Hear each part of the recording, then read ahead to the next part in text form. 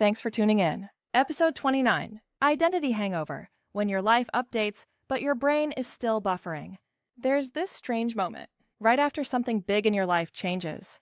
You wake up in the same bed. You brush your teeth with the same toothbrush. The light hits your room the same way it did yesterday. But technically, your life is different now. You've started a new job. You moved to a new city. You left a relationship. Or a relationship left you. You graduated. You made a big career pivot. And yet, your brain still feels like its spinning wheel, that dreaded little loading icon, just buffering. Welcome back to Pivot Era Podcast, a quiet space for Gen Z professionals and reflective adults in transition. If you're navigating work, identity, creativity, or figuring out who you're becoming next, you're in the right place. Today we're talking about something I'm calling identity hangover, when your life updates, but your brain is still buffering.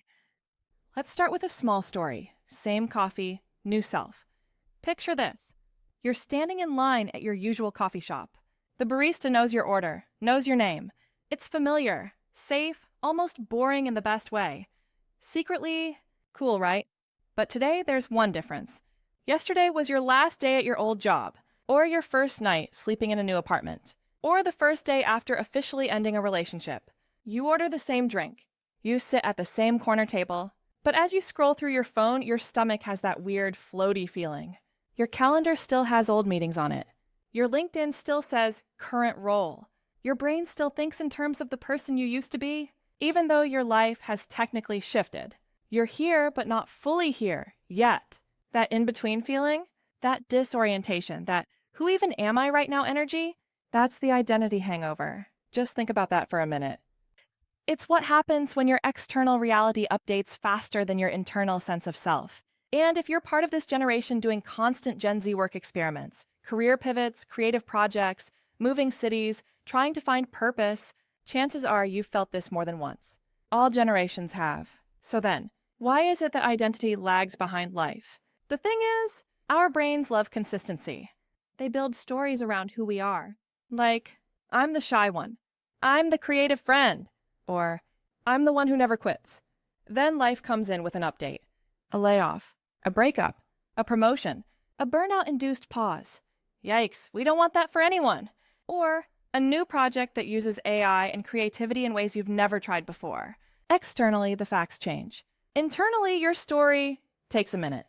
That lag can feel like imposter syndrome in your new role, missing an old version of you that didn't even feel that good at the time. Feeling guilty for not being more excited about a good change.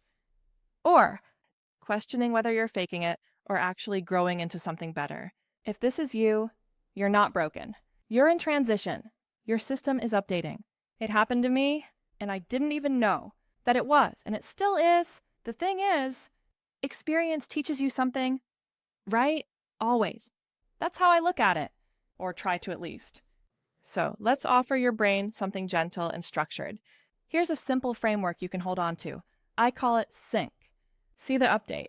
Yield to the grief. Name the new story. Choose aligned micro-habits. Let's walk through it slowly. See the update. First, we have to acknowledge what actually changed.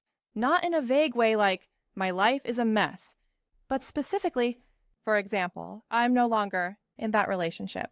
I'm now someone working in a new industry. Or like, I'm building a new creative identity in public. If you're walking right now, you might say it quietly out loud. If you're sitting and it's safe to do so, write it down. Start with, the update is blank. When you name the change, you give your brain a clear line, before and after. It stops being a vague fog and becomes something you can actually relate to. Next, yield to the grief. This part is uncomfortable but important. Every identity shift comes with tiny griefs. Even good changes have loss inside them.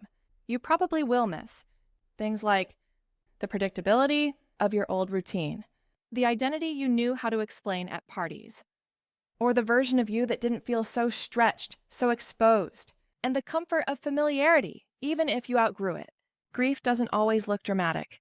Sometimes it just feels like boredom, numbness, or that floaty, I don't know who I am right now feeling. Can you let yourself feel that without rushing to fix it?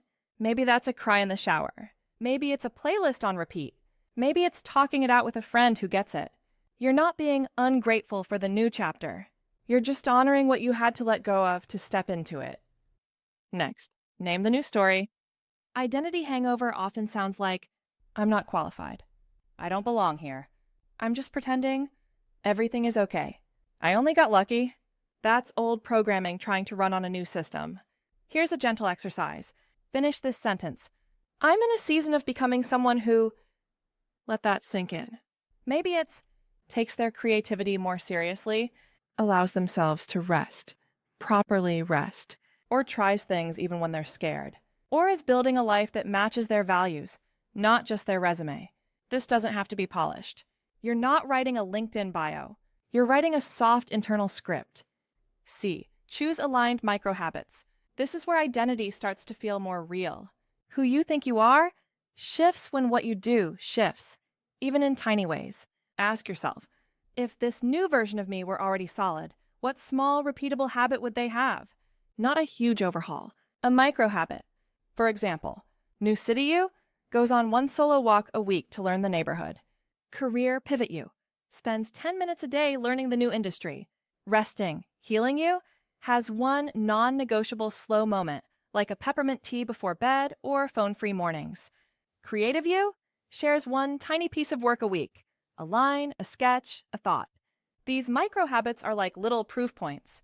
Each one tells your brain, hey, this isn't just an idea, this is who we're actually becoming. Over time, your inner identity catches up to your outer life. Consider this, a few gentle questions for your own transition. If it helps, here are a few to carry into your journal, notes app, or just your thoughts on a walk. What's the update that my life has already made, that my brain is still catching up to? What am I quietly grieving about the old version of me or my old life? What new story am I ready or almost ready to tell about who I'm becoming? Or what's one micro habit that would make this new identity feel a tiny bit more real? You don't have to answer all of them right now. Just notice which one tugs at you the most.